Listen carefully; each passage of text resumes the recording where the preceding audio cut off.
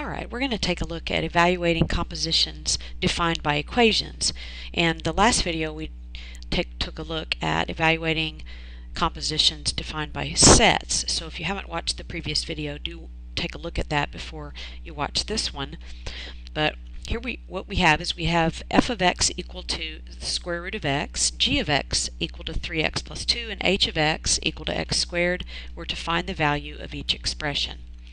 So I've written, basically I've rewritten what this f of g of x instruction is, and that is basically it's asking us to find f of g of 4.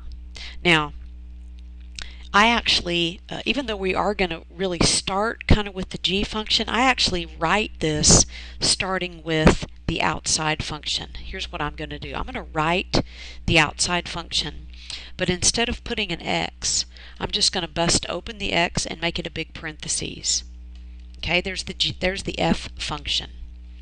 Okay, inside that I'm going to place the g function, which is 3x plus 2.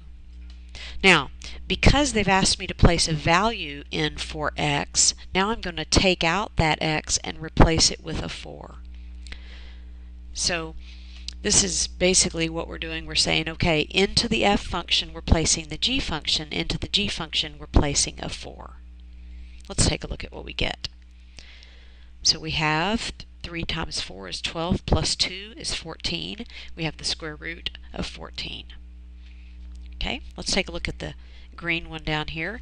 That's g of f of 7, or g after f of 7, and that just means this. Take the g function and place the f of 7 function in it.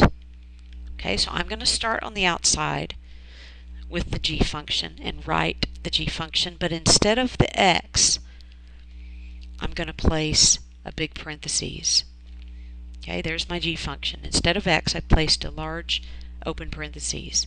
Into that, now I'm going to place the f function, but instead of x, I'm going to put in what they tell me to put in, which is a 7. Okay, so this one is a little bit strange because I'm not going to do a whole lot with it. I'm not going to be able to take out the square root of 7 or simplify it. So that's my answer right there. Okay, so that's what it means to find a composition of functions when a value is given for x. Thanks for watching.